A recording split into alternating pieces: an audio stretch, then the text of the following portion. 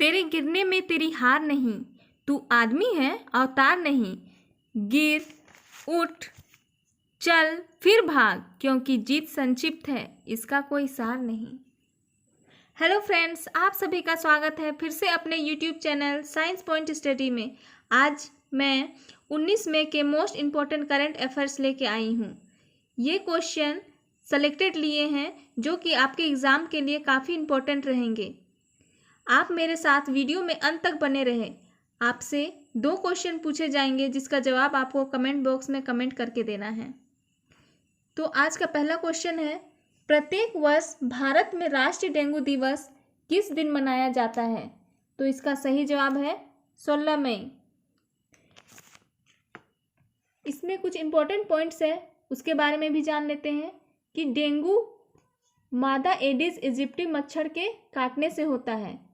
दूसरा क्वेश्चन है, निम्न में से किसने Wuhan diary dispatch from A quarantine city नामक पुस्तक लिखी है? तो इसका सही जवाब है फांग फांग।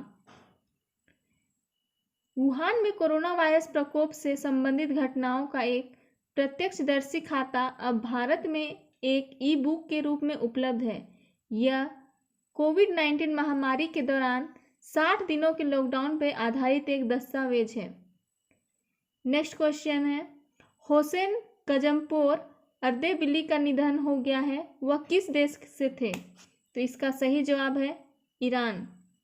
तो पेट्रोल निर्यातक देशों के संगठन OPEC के लिए इस्लामिक रिपब्लिक ऑफ ईरान के गवर्नर हैं ये, और उनको 1985 में OPEC तेल समूह का गवर्नर नियुक्त किया गया था। नेक्स्ट क्वेश्चन है, वित्त मंत्री निर्मला सीतारमण ने स्वचालित क्षेत्र के तहत रक्षा क्षेत्र में प्रत्यक्ष विदेशी निवेश सीमा को 49 से बढ़ाकर कितने प्रतिशत करने की घोषणा की है? तो इसका सही जवाब है 74। जो इसमें वित्त मंत्री निर्मला सीतारमण ने 16 मई 2020 को स्वचालित क्षेत्र के तहत रक्षा क्षेत्र में प्रत्यक्ष विदेशी निवेश सीमा को 49% से बढ़ाकर 74% करने की घोषणा की। कुछ हथियारों और प्लेटफॉर्मों के आयात की अनुमति नहीं होगी इसमें। 5वां क्वेश्चन है, निम्न में से किस शहर की एक कंपनी ने कोविड-19 संकट के बीच लोगों की थर्मल स्क्रीनिंग करने में स्वास्थ्य कर्मियों की मदद के लिए रोबोट विकसित किया है? तो इसका सही जवाब है जयपुर। इसमें कुछ इम्पोर्टेंट पॉइंट है कि जयपुर ने एक कंपनी ने कोविड-19 संकट के बीच लोगों की थर्मल स्क्रीनिंग करने में स्वास्थ्य कर्मियों की मदद के लिए रोबोट विकसित किया है। ये रोबोट यह भी पहचान कर सकता है कि कोई व्यक्ति नकाब पहने हुए है या नहीं। 6 क्वेश्चन है, बिस्लरी इंटरनेशनल प्राइवेट लिमिटेड ने उपभोक्ताओं को बिस्लरी उत्पादों से सुरक्षित द्वार वितरण सुनिश्चित करने के लिए निम्न में से किसके साथ समझौता किया है? तो इसका सही जवाब है 1 और 2, जोमेटो और डंजो। जो बिस्लरी इंटरनेशनल प्राइवेट लिमिटेड ने उपभोक्ताओं को बिस्लरी उत्पादों के सुरक्षित द्वार वितरण सुनिश्चित करने के लिए जोमेटो और डंजो के साथ समझौता किया है।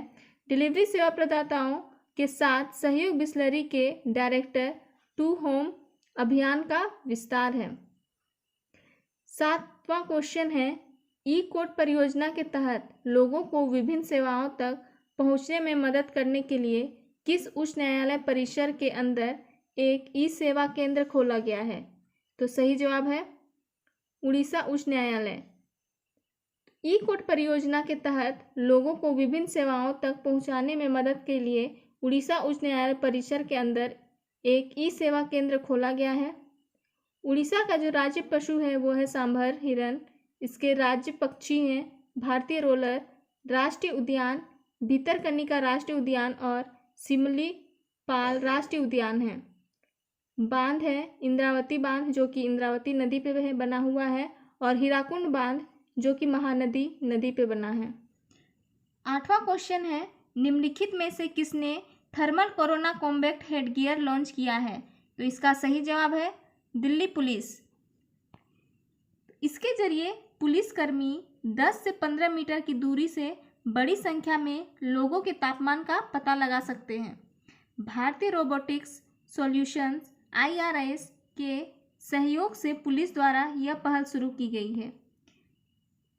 9वां क्वेश्चन है, हाल में ही विश्व दूरसंचार दिवस कब मनाया गया है? तो इसका सही जवाब है 17 मई। तो विश्व दूरसंचार और सूचना सोसाइटी दिवस हर साल 17 मई को मनाया जाता है। यह दुनिया भर की संस्कृतियों में रिश्तों के निर्माण में और दूरसंचार की शक्ति और इसके महत्व को मनाने का दिन है। यह दिवस संयुक्त राष्ट्र महासभा द्वारा गढ़ा गया है। 10वां क्वेश्चन है, हाल में ही किस देश नेक्स्ट क्वेश्चन है, हाल में ही किस देश ने सिंगयुगन 201 और 202 नामक 2 उपग्रह लॉन्च किया है? तो इसका सही जवाब है चीन। चीन एशिया महाद्वीप में स्थित है और चीन और महाभारत के बीच इंटरनेशनल बॉर्डर लाइन का नाम मैकमोहन रखा है। चीन की सबसे लंबी नदी यांगत्से और ये एशिया की सबसे लंबी नदी है। इसकी लंबाई 6300 किलोमीटर है। चीन जनसंख्या की दृष्टि से विश्व में पहले स्थान पे है। इसकी राजधानी बीजिंग है। करेंसी रेनमिनबी यानी युआन है और इसके राष्ट्रपति शी जिनपिंग हैं। नेक्स्ट क्वेश्चन है, हाल में ही किस राज्य सरकार ने राजीव गांधी किसान न्याय योजना शुरू करने की घोषणा की है? तो इसका सही जवाब है छत्तीसगढ़। छत्तीसगढ़ सरकार अपनी महत्वाकांक्षी राजीव गांधी किसान न्याय योजना का शुभारंभ 21 मई 2020 को करेगी। यह योजना कोविड-19 महामारी के कारण हुई मंदी के बीच राज्य में ग्रामीण अर्थव्यवस्था को प्रोत्साहित करने का उद्देश्य से है। इस योजना के तहत राज्य सरकार राज्य की ग्रामीण अर्थव्यवस्था में 5100 करोड़ रुपए खर्च करेगी। तो छत्तीसगढ़ के बारे में भी कुछ जान लेते हैं कि इसकी स्थापना 1 नवंबर 2000 को हुई है, जो कि 26वां राज्य बना और इसकी राजधानी अटल नगर है, जिसे नया नाम रायपुर भी बोला जाता है। इसके मुख्यमंत्री भूपेश बघेल हैं, जो कांग्रेस से बिलोंग करते हैं। इसके गवर्नर अनुसुईया उइके हैं। छत्तीसगढ़ उच्च न्यायालय के मुख्य न्यायाधीश PR रामचंद्र मेनन हैं। छत्तीसगढ़ के 7 पड़ोसी राज्य हैं, मध्य प्रदेश, उत्तर प्रदेश, झारखंड, उड़ीसा, महाराष्ट्र, तेलंगाना और आंध्र प्रदेश। जैसा कि आप मैप में देख सकते हैं, छत्तीसगढ़ की लोकसभा में 11 सीटें हैं, राज्यसभा में 5 सीटें और विधानसभा में कुल 90 सीटें हैं। कर्क रेखा भारत के राजस्थान राज्य से होकर गुजरती है और कर्क रेखा भारत के 8 राज्य से होकर निकलती है। ये 8 राज्य हैं गुजरात, राजस्थान, मध्य प्रदेश, छत्तीसगढ़, झारखंड, पश्चिम बंगाल, त्रिपुरा और मिजोरम।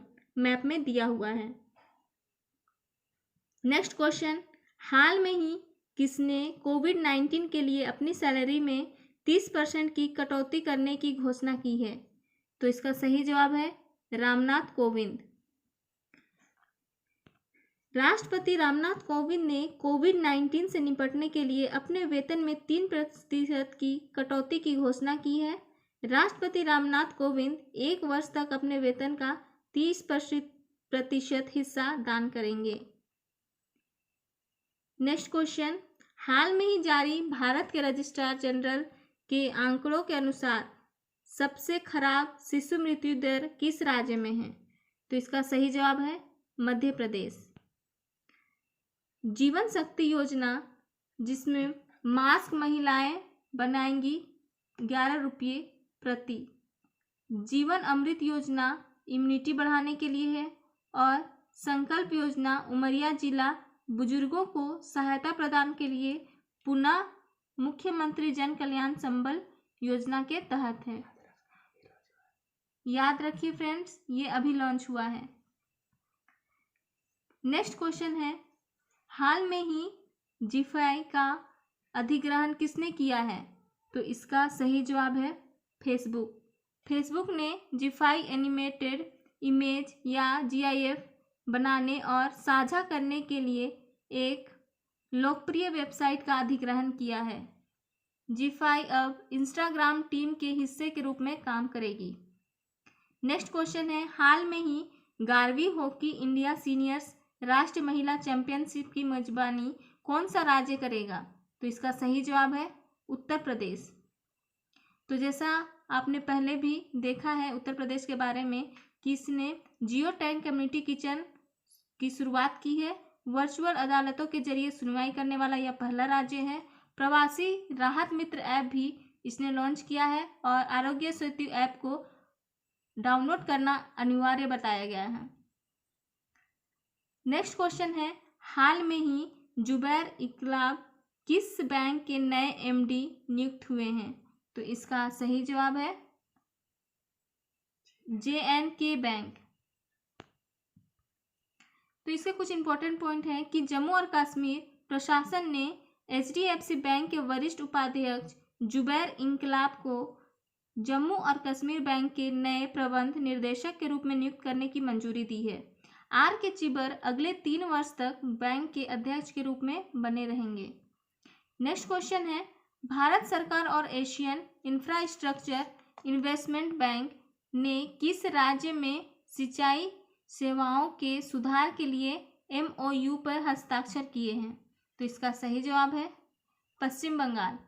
तो इस परियोजना में मुख्य उद्देश्य पश्चिम बंगाल में दामोदर घाटी कमान क्षेत्र में सिंचाई सेवाओं और बाढ़ प्रबंधन के सुधार करना है। तो पश्चिम बंगाल के बारे में भी कुछ जानते हैं कि इसकी राजधानी कोलकाता है, इसके मुख्यमंत्री ममता बनर्जी हैं, इसके गवर्नर जगदीप धनखड़ है। पश्चिम बंगाल उच्च न्यायालय के मुख्य न्यायाधीश TBN राधाकृष्णन है। पश्चिम बंगाल के 5 पड़ोसी राज्य हैं असम, सिक्किम, बिहार, झारखंड और उड़ीसा। पश्चिम बंगाल के 3 पड़ोसी देश हैं बांग्लादेश, नेपाल और भूटान, जैसा कि आप मैप में देख सकते हैं। पश्चिम बंगाल की लोकसभा में 42 सीटें हैं और राज्यसभा में 16 सीटें हैं। विधानसभा में कुल 295 हैं। नेक्स्ट क्वेश्चन है, किस राज्य की सरकार ने आत्मनिर्भर सहाय योजना का शुभारंभ किया है? तो इसका सही जवाब है गुजरात। तो इस योजना का उद्देश्य ब्याज सब्सिडी धन सहित 1 लाख रुपए तक का गारंटी रहित ऋण प्रदान करना है और यह सुविधाएं राज्य के 1 लाख से अधिक छोटे व्यापारियों, सड़क विक्रेताओं और छोटे पेशेवरों के लिए शुरू की गई है। तो फिर गुजरात के बारे में भी कुछ जान लेते हैं कि गुजरात की राजधानी गांधीनगर है, इसके मुख्यमंत्री विजय रूपाणी हैं, गवर्नर आचार्य देवव्रत हैं। गुजरात के उच्च न्यायालय के प्रमुख न्यायाधीश विक्रम नाथ हैं। गुजरात का एक पड़ोसी देश पाकिस्तान है। गुजरात के 3 पड़ोसी राज्य राजस्थान, मध्य प्रदेश और महाराष्ट्र हैं। जैसा कि आप मैप में देख सकते हैं, गुजरात की लोकसभा में 26 सीटें हैं, राज्यसभा में 11 सीटें और विधानसभा में 142 हैं। कर्क रेखा भारत के गुजरात राज्य से होकर गुजरती है और कर्क रेखा भारत के 8 राज्य से होकर निकलती है। यह 8 राज्य हैं गुजरात, राजस्थान, मध्य प्रदेश, छत्तीसगढ़, झारखंड, पश्चिम बंगाल, त्रिपुरा और मिजोरम। फ्रेंड्स, मैप में आप देख सकते हैं और इन्हें याद कर सकते हैं। हाल में ही विपो के नए महानिदेशक किसे नियुक्त किया गया है? तो इसका सही जवाब है डैरेन तांग। डैरेन तांग सिंगापुर देश के हैं और विपो का फुल फॉर्म होता है वर्ल्ड इंटेलेक्चुअल प्रॉपर्टी ऑर्गेनाइजेशन। इस संगठन का उद्देश्य संरचनात्मक गतिविधि को प्रोत्साहित करने के लिए विश्व भर में बौद्धिक संपदा की सुरक्षा को बढ़ावा देना है। इसकी स्थापना 14 जुलाई 1967 में हुई थी। इसका मुख्यालय जेनेवा में है, जो कि स्विट्जरलैंड में स्थित है और इसके डायरेक्टर जनरल फ्रांसिस गुरी हैं। तो फ्रेंड्स, जैसा मैंने पहले कहा था कि इसके अंत में आपसे क्वेश्चन पूछे जाएंगे। तो पहला क्वेश्चन है, किस देश के राष्ट्रपति ने घोषणा की है कि वह भारत को वेंटिलेटर दान करेगा? जापान, संयुक्त राज्य, पोलैंड, जर्मनी। दूसरा क्वेश्चन है, निम्न में से किस संस्थान ने वैज्ञानिकों ने कोविड-19 का मुकाबला करने के लिए 2 मोबाइल इंडोर कीटाणुशोधन स्प्रेयर इकाइयां विकसित की है? आईटी मुंबई, केंद्रीय यांत्रिकी अभियंत्रण अनुसंधान संस्थान Durgapur, IT Delhi, IHC Bangalore. Comment box में आप इसका आंसर जरूर कमेंट करें। तो कल का जो क्वेश्चन था, जो आपसे पूछा गया था कि ब्रिटेन की सुप्रीम कोर्ट ने हाल में ही किस भारतीय व्यापारी की प्रत्यार्पण के खिलाफ दायर याचिका को खारिज कर दिया है? तो इसका सही जवाब था विजय माल्या। दूसरा क्वेश्चन है, हाल में ही सिक्किम राज्य दिवस कब मनाया गया था? तो इसका सही जवाब था 16 मई।